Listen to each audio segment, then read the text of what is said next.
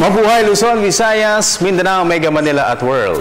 Ngayon po ay araw ng Lunes, ika-20 ng Abril, taong 2015. Samahan niyo po kami sa pagtunghay sa mga pinakauling kaganapan sa iba't ibang sa loob at labas ng bansa. Ako po si Dennis Principe. Dito sa aming programa, tiyak na mabubusog kayo sa mga balitang pampalakasan sa iba't ibang larangan. Ako naman po, si Meg Siozon.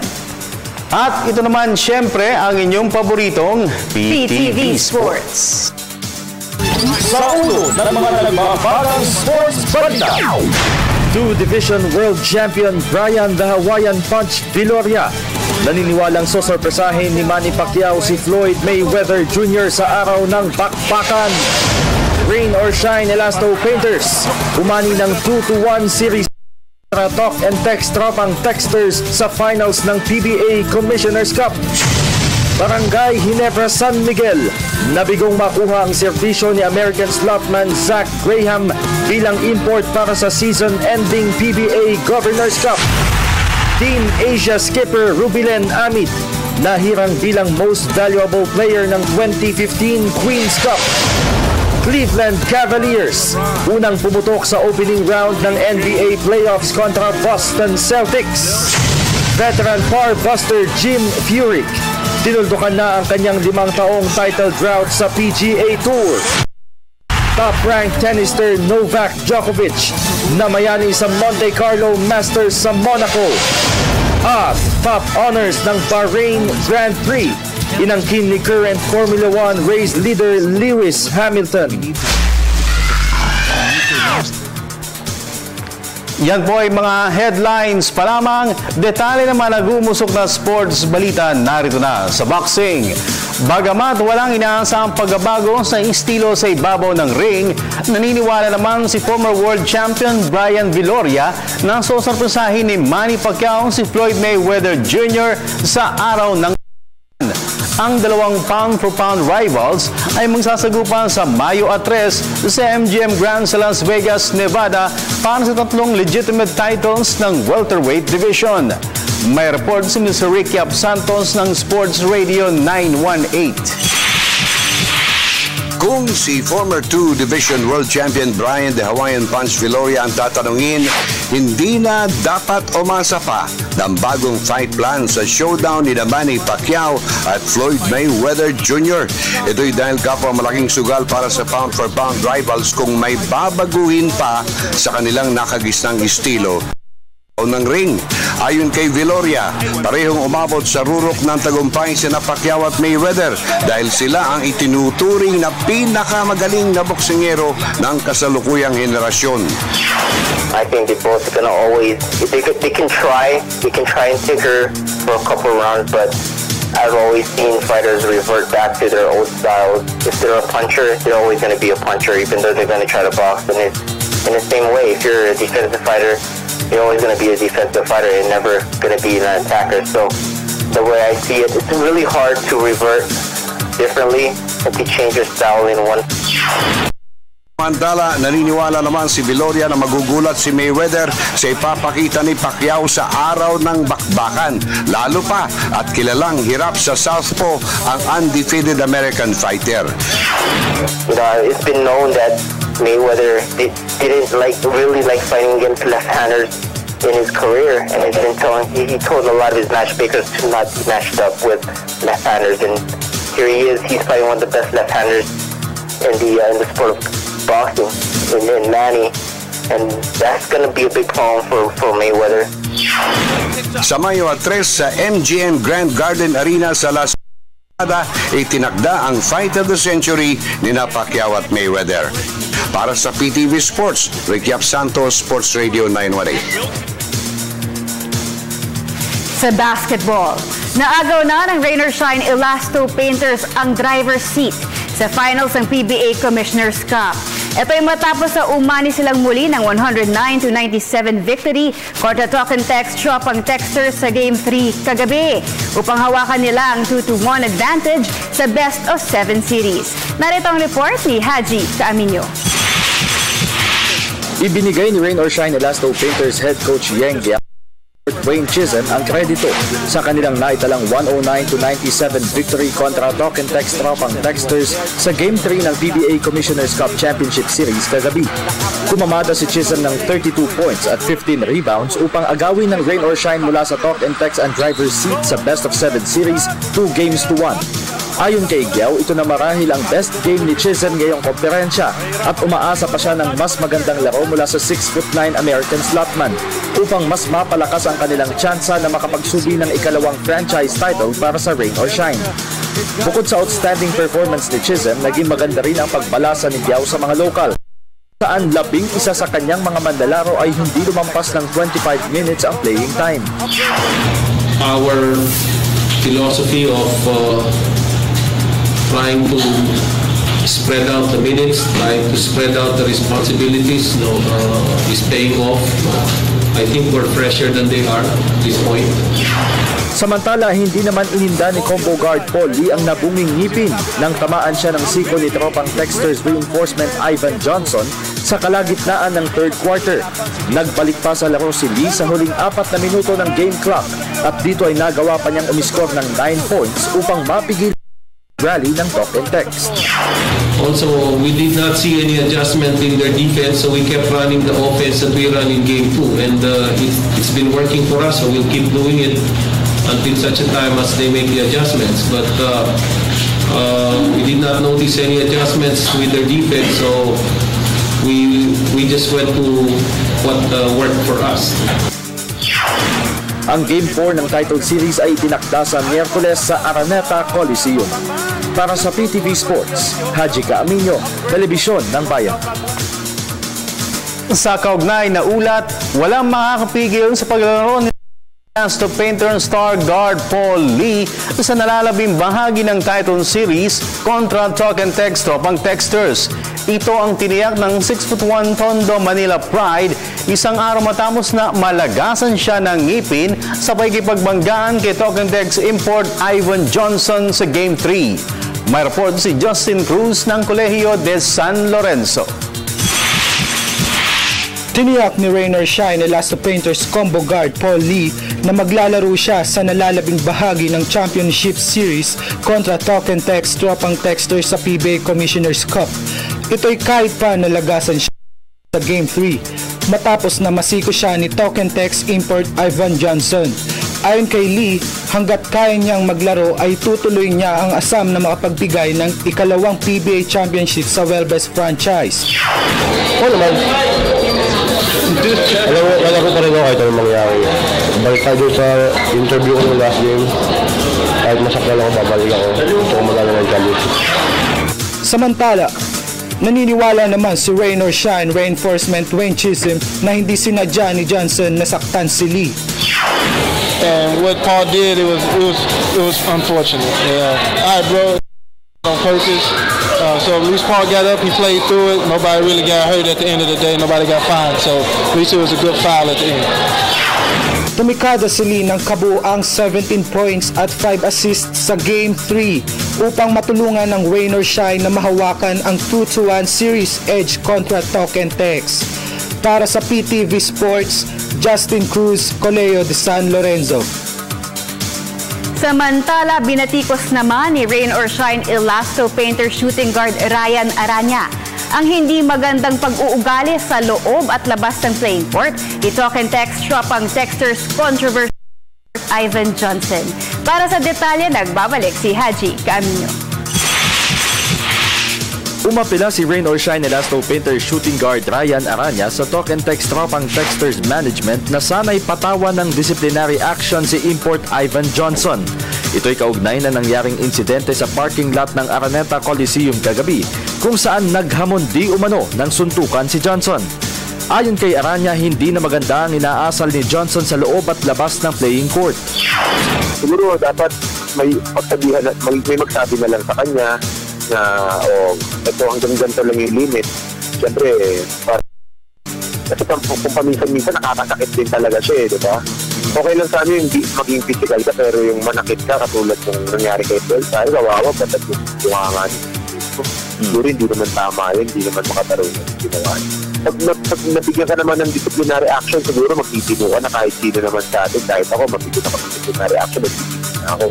Siguro for me, sana mabigyan lang siya ng konting disciplinary action para at least tumatak naman sa utak niya na maliit pala yung ginagawa ko. Hindi ko pala pwedeng gawin yung mga ganitong bagay dito sa Pilipinas. Kinumpirma rin ni Aranya na sa loob pa lamang ng hardcourt ay nagkagirian na sila ni Johnson. Siya hinarang ng American slotman sa labas ng venue. Nadala na lang din sa emotion ng game kasi yun nga, yung game is very physical. Tapos, both team gusto syempre manalo, diba? So kami ganun din. So siguro, mga onting instances na nangyari din sa loob ng court na nagkahamunan ng konti. So syempre naman, tayo naman, alam naman natin na alam ko sa sarili ko na hindi talaga ako ito dahil ang laking tao nun. Pero hindi rin naman ako, hindi ko naman pinakita sa kanya na a-attract ako, di ba? Kasi yun na nga, argabyado na nga kami. Unang-una yung kay uluan. Binangga niya, pasat yung balikat. Pangalawa, si Coaching, binangga niya. Kay Paul, pasat yung bunganga. Diba? Tapos uurong pa ako ng gano'n. Siyempre, kumbaga parang, ano na lang yun respeto na lang at saka pride din yung pinag-uusapan dun. Inaasahang mas magiging pisikal ang laro sa pagitan ng Rain or Shine at Talk and Text sa pagsikat ng Game 4 sa Miyerkules. Para sa PTV Sports, Haji Caaminio, Telebisyon ng Bayan. Sa PBA pa rin, hindi na may paparada ng Barangay Ginebra San Miguel bilang import sa season-ending Governor's Cup si American slotman Zach Graham. Ito'y dahil tinanggihan din muna ni Graham ang alok ng crowd favorite ball club matapos na mabigo siyang makuha sa tamang oras ang sweldo mula sa Mexican League ng kanyang huling pinaglaruan. Dahil dito, ginumpirma ng isang source mula sa Ginebra camp na kasalukuyan na silang naghahanap ng reinforcement na may height ng 6'5" na pwede makatuwang ni Mongolian shooting guard Sanchir Tunggalag sa kampanya ng kupunan sa Governor's Cup na bubuksan sa Mayo 5. Samantala ko ang Barangay Ginebra ay naghahanap ng malaking Asian reinforcement naman ang pinoproblema ngayon ng Meralco Vault. Ito'y matapos sa umayaw si Iranian point guard Mehdi Kamrani sa offer ng Meralco dahil hindi umano niya maiwanan ng asawang nagdadalang tao. Ayon sa isang source, kasalukuyang nakikipagnegosasyon na di umano ang Meralco management kay Libyan dribbler Omar Krayem na nag-a-average ng 20.7 points, 4.7 rebounds at 7.1 assists per game sa kanyang huling paglalaro sa Swedish League. Sakaling mapapirma ng Meralco ng kontrata si Krayem, makakasama niya sa roster ng team si American forward Andre Emmet. Lipat naman tayo sa volleyball. Umani ng back-to-back victory sa elimination round ng Open Conference ng Spikers Turf ang Signal HD Spikers. Ito'y matapos na dominate nila ang Philippine Army 25-21, 27-25 at 25-21 kahapon.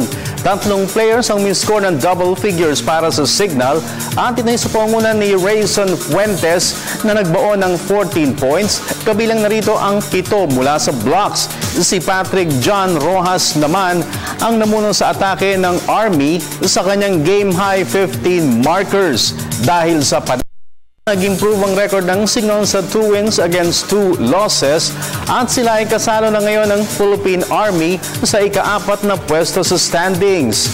Samantalang sa sumunod na laro, nakabalik na sa winning form ang Philippine Air Force matapos sa padapain nila ang Champion Infinity 25-20, 25-21, 29-31 at 25-22.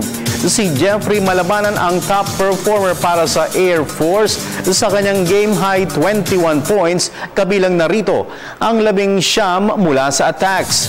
Dahil sa tagumpay, umakyat sa share of second spot sa standings ang Philippine Air Force kasama ang PLDT Home Ultera sa kanilang identical records na 2 victories against 1 defeat.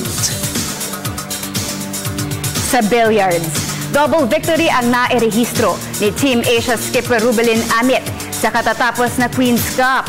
Ito'y dahil bukod sa napanatili ng Asian squad ang titulo ng taunang torneo, ay si Amit pa ang nahirang na most valuable player ng 3-day event. Narito ang report ni Ms. Eliza Lee ng Bicol University.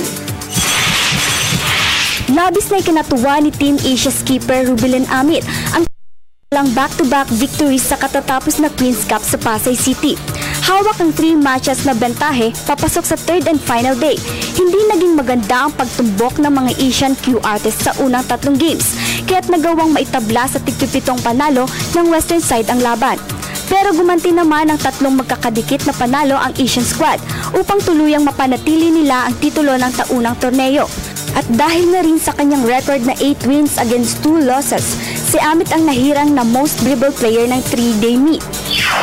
Very happy with how things turned out. Saka ako naman, kumbaga sa akin naman ang parang kung whether or not masabihan ako na parang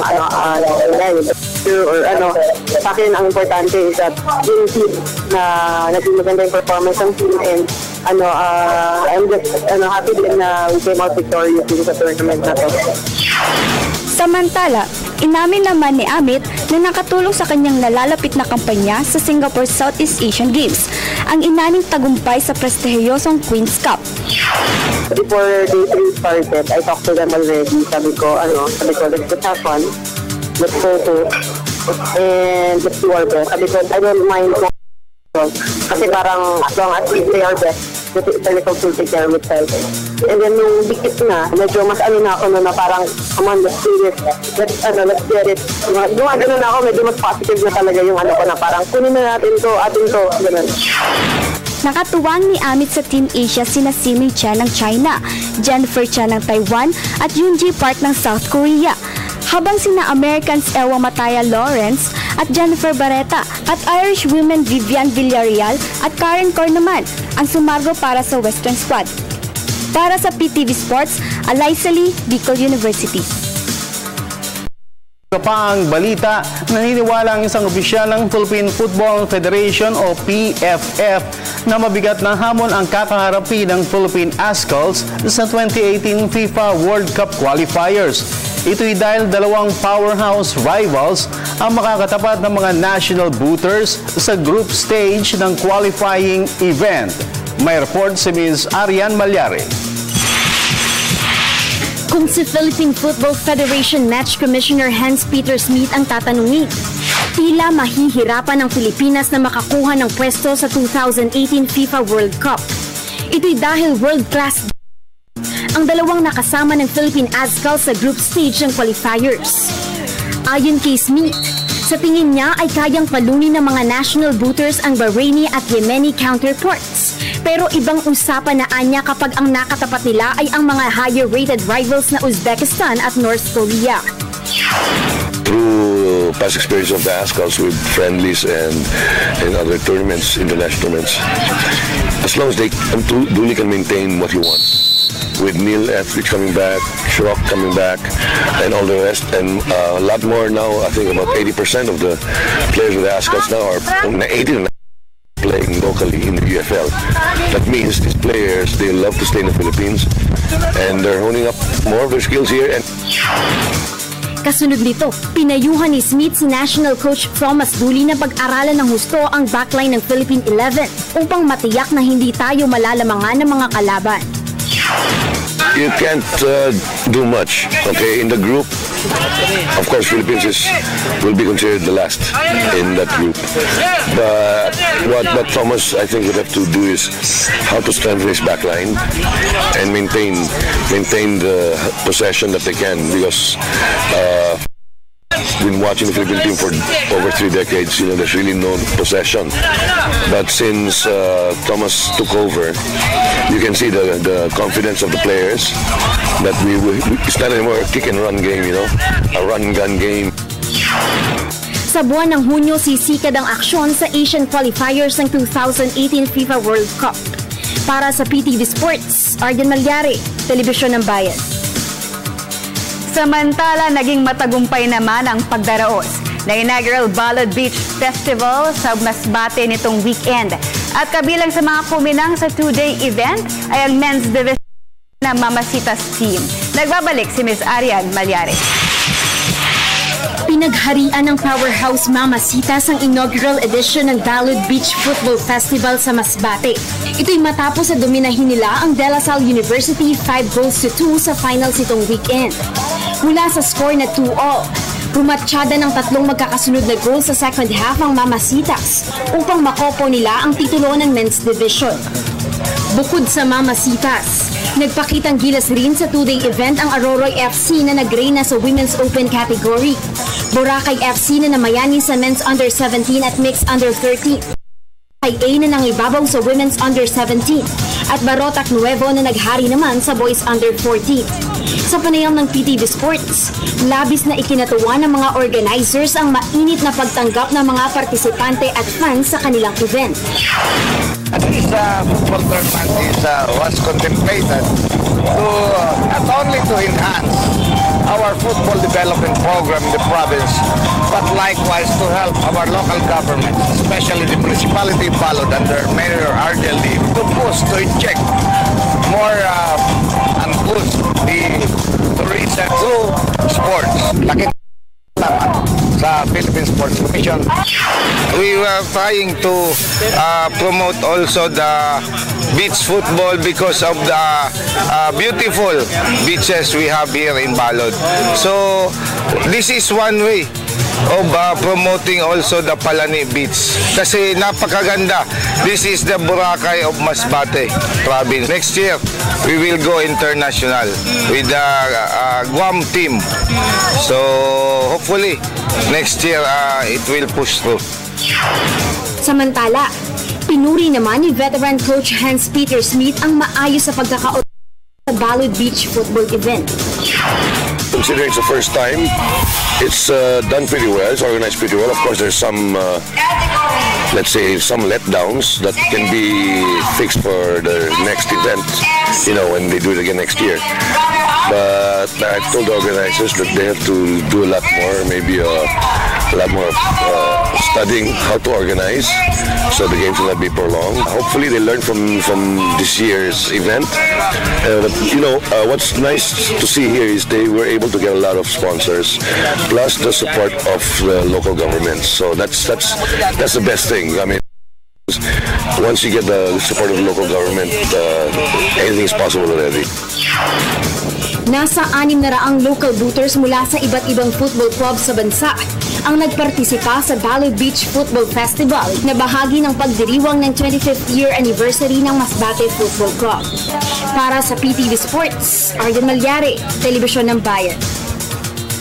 Punta naman tayo sa international sports scene. Sa basketball, nagpamalas ng lakas sa kanyang playoffs debut si Cleveland Cavaliers star point guard Kyrie Irving.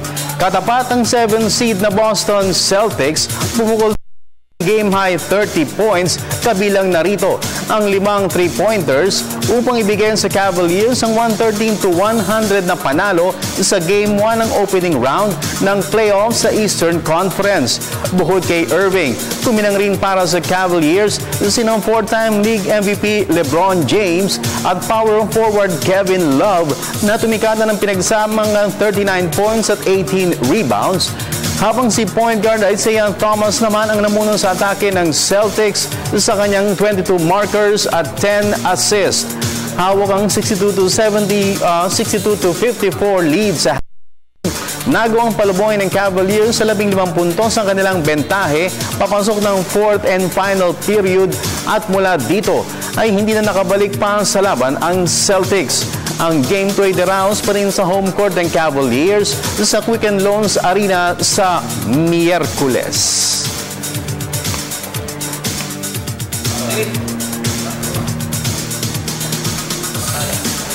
Samantala, narito naman ang isa pang mabilis na pagsulyam sa resulta ng iba pang mga laro sa first round ng playoffs kanina. Dinomina ng Atlanta Hawks ang Brooklyn Nets 99-92 sa opener.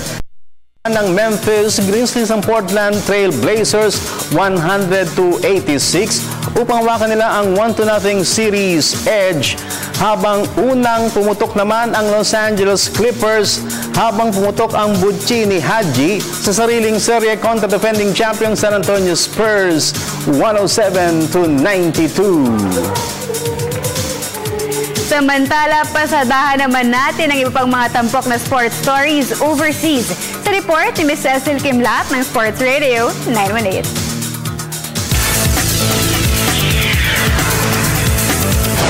Tinuldukan golfer Jim Furyk ang kanyang 5 taong title drought sa PGA Tour. Ito'y matapos na daigin niya ang kapwa-Amerika na si Kevin Kisner sa playoffs ng RBC Heritage sa Hilton Head Island sa South Carolina kanina.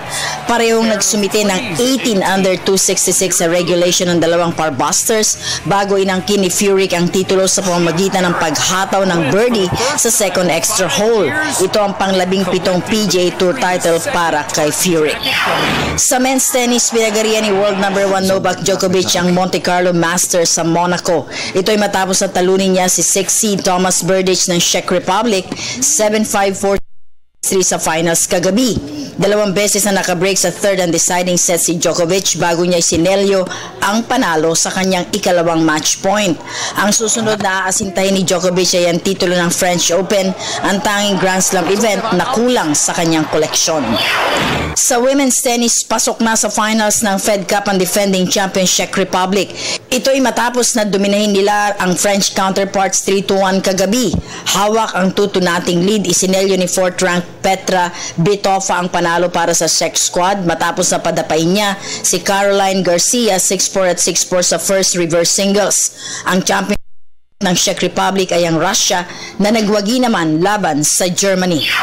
Sa cycling, kinopo ni world champion Michael Kwiatkowski ang titulo ng Amstel Gold Race sa Netherlands. Kagabi ay umatake ang 24-year-old Polish rider sa uling 2 kilometro ng karera at naungusan niya sa pagtawid sa finish line sina Alejandro Valverde ng Spain at Michael Matthews ng Australia. Kinompleto ni Kwiatkowski ang pagpedal sa 258-kilometer race sa clocking na 6 hours, 31 minutes and 49 seconds upang makamit ang kanyang kauna-unahang kampyonato sa one-day event ngayong season. At while race, patuloy ang pamamayagpag ni Formula 1 World Champion Lewis Hamilton ngayong season.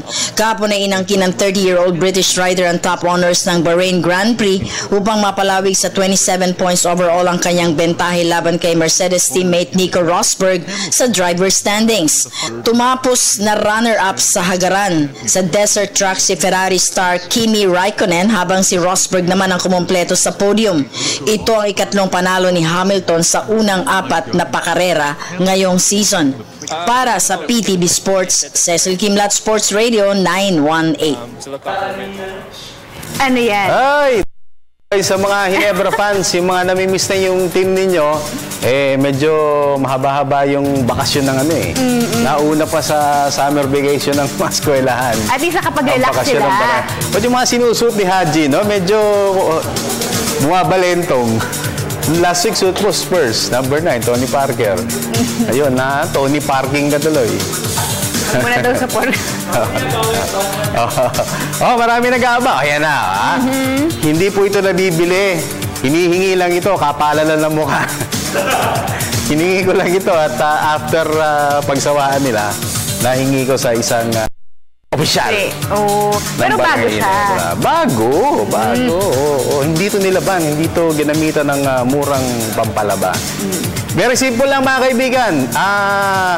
Siguro isang tanong lang. Dahil ito anniversary shirt po ng Barangay Ginebra. So ang tanong ay ilang taon na ang anniversary ng Ginebra San Miguel.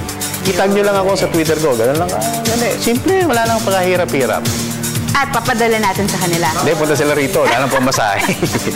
Akala ko tayo mamaya, basta, relax ka lang, sasali ka, Ito si Jonathan, Okay, bago natin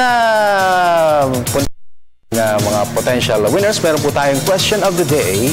And the question of the day is, sa kabi-kabilang reklamo na ipinupukol kay Talk and Text import Ivan Johnson, dapat pa ba siyang magbalik sa mga susunod na season ng PBA? Send your answers at facebook.com/PTV4Sports or via our Twitter at PTV4_sport. Naku, paano yan kung matalo sila sa series? Sino mabigat doon? Baka wala nang kumukha.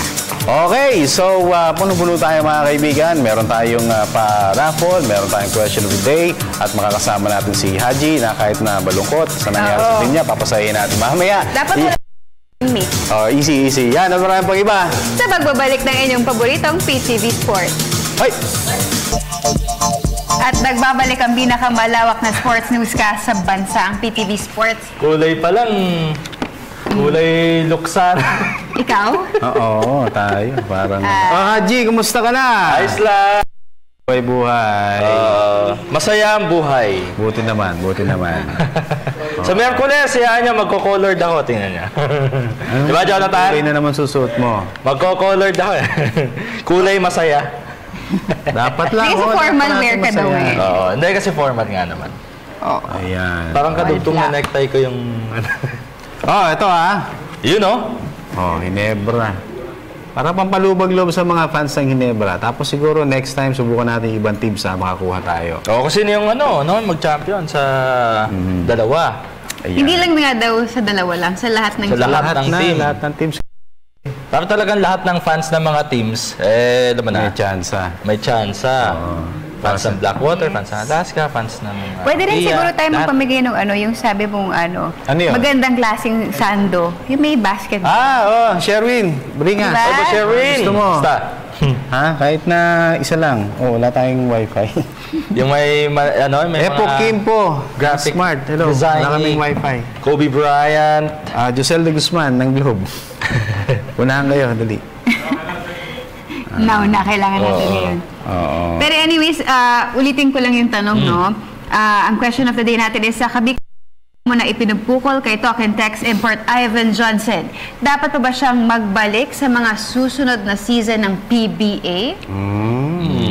Mark Pingris. Ano si Mark Pingris? Di ba? Isa sa mga nakabangga niya. Nakabangga ni Ivan Johnson. Mahilig siya sa brawl? Mark, hindi naman, not necessarily brawl. Si Coach Yeng Girian, parang ganun. Coach Yeng. Si Ryan Aranya kahapon, kagabi, magkita sila. Doon sa, sa parking, oo. Ang nangyari daw kasi, kwento sa atin ni Ryan Aranya, nung sa game, kasi di ba nung game, game 1? Yung Coach Yeng. Game 2. Game 2 yata yan, Game 2. Medyo nagkainitan na yung dalawa. Pagdating daw kagabi sa game, sabi raw ni Ivan Johnson, let's do it later. Oo nga, kinento rin sa akin ni Ryan kanina yan. Sabi naman ni Ryan Aranya, let's do it now. Matapang. Oo. Pero madaming import na talagang may anger management. Mga problem child. Tsaka medyo mainit na rin daw talaga, sabi ni Ryan kanina sa atin. Medyo mainit na rin talaga si Ivan, lalo na nung yung dumaan sa bench ng Rain or Shine. Baka doon nag-start.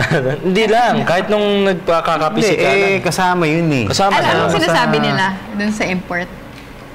Parang tinatawanan lang yata nila eh. Pag maganda yung play. Maganda yung play. Tatawa ka ng gano'n. Ayun. So parang medyo doon na.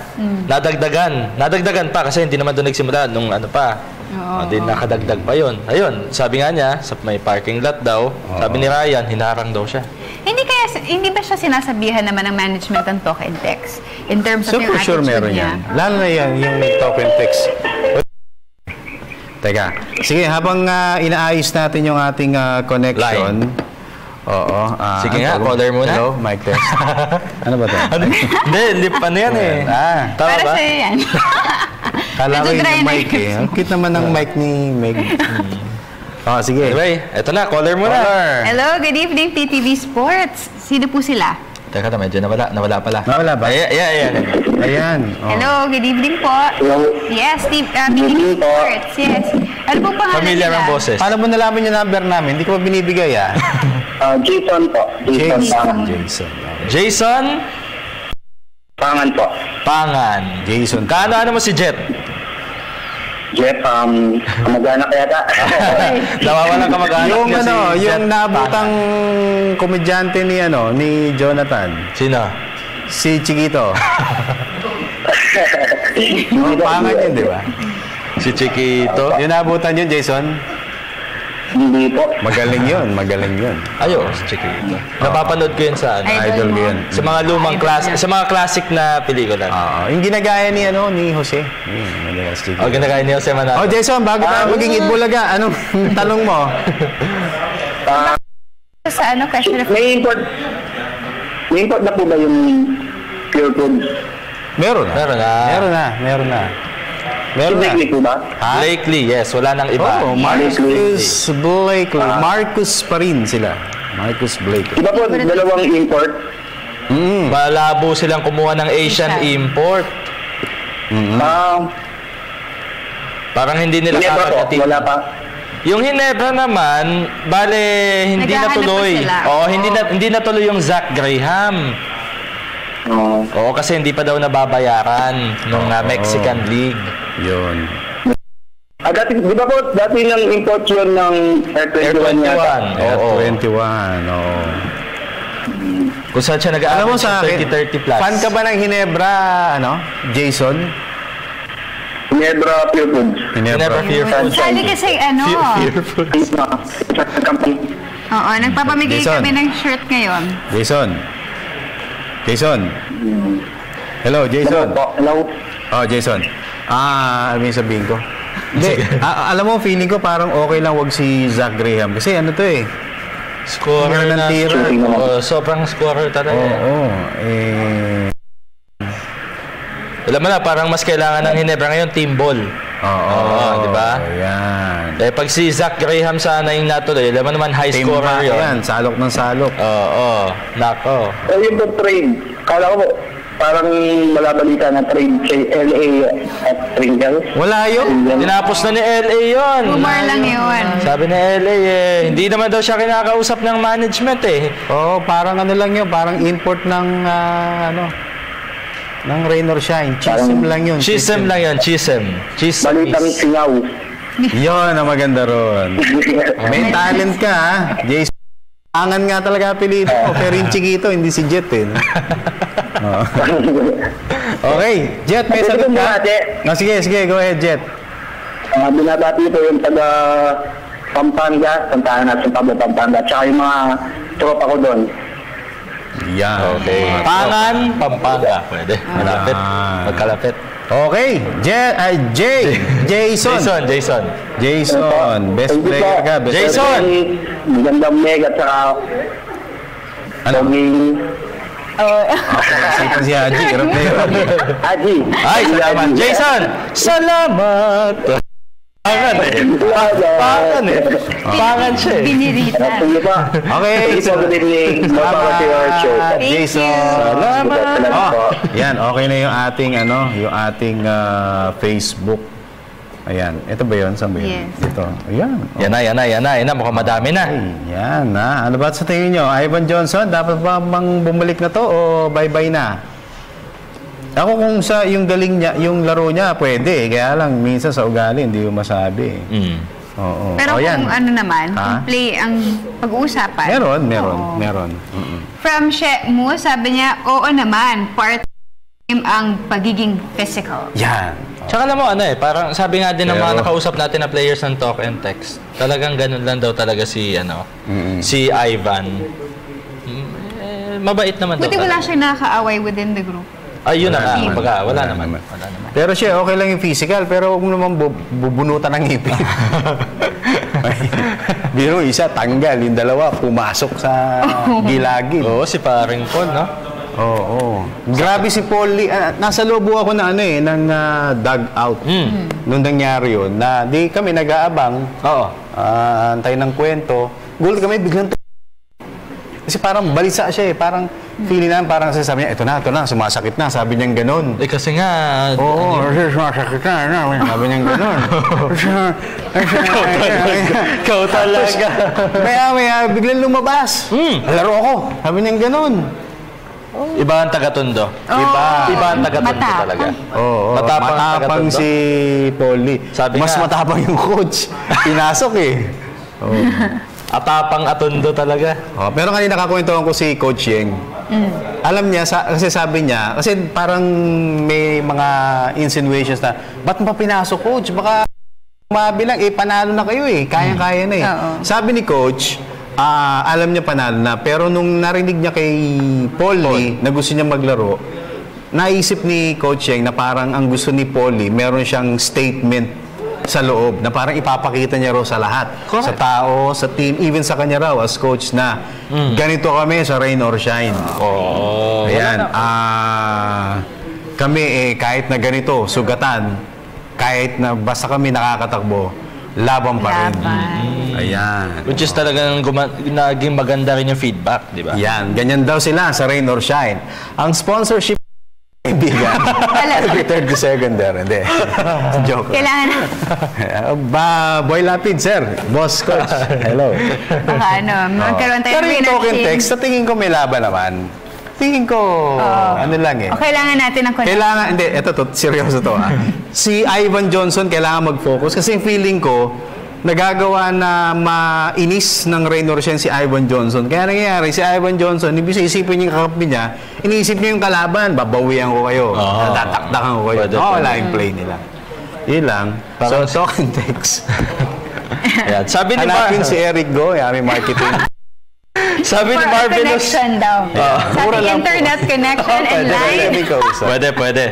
Sabi ni Marvelous Fernandez sa Rebullar, hanggat hindi pa siya napapatawan ng ban, syempre allowed pa siyang bumalik. Dapat aksyonan na ng PBA. Tama yung sinabi ni Ryan Aranya sa interview nyo, kastiguhin para wag nang maulit. Right. Kastiguhin. From Renz Dolatre, sabi niya, pwede naman, lahat naman kaya magbago. Pero mukhang di na yan kukunin ulit at maghahanap si MVP ng mas malakas na import. Okay. Aubrey Lian Alfaro Espiritu. Siguro po, Sir Dennis, bigyan na lang po siya ng disciplinary action ng PBA. Pero barumbado naman, kahit sa labas ng court naghahamon ng away. Pag-rate naman po sa papa kong si Ferdinand Andy Espiritu at Audrey Espiritu, saka po sa Lola Zion ko. Maganda ka raw po, Ate Meg, sabi ng Lola Zion ko. Zion ba o John? Sige. So, mag-break muna kami at medyo papahingahin muna na si Haji. Mukhang hindi pa makamove on May Magellan pag nalalaman. Ganun talaga ako. Wala Magellan daw yung player ng team niya Okay mga kaibigan, when we continue, ang inyo pong mga text, ang inyo pong mga tawag at saka yung ating pong Facebook. Shoot na ito. Pagbabalik po namin, ibibigyan namin sa inyo yan at marami pang iba sa pagbabalik ng PTV Sports. Pantagal malas.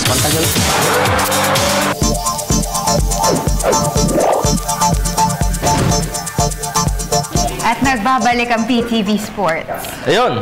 Okay, ano sa namin mga kaibigan, ang swerteng winner, Ginebra fan. Dahil ito, wala ho ibang nagsusuot nito kundi mga players, coaching staff, utility, management. Ako, hindi ako nagsusuot dahil hindi naman tayo pwede. Nagkataon na maraming nagre-request, so nakahingi tayo na isa. Kaya ito pamimigay natin mga kaibigan. Ang tanong natin ay ilang taon na po ang Ginebra San Miguel, yung company Ito po ang sagot, nasa 80. At ang gusto mangyari ni Haji ay yung pang 180 raw. Bukas na tayo bukas na tayo matapos. Magiging series ito.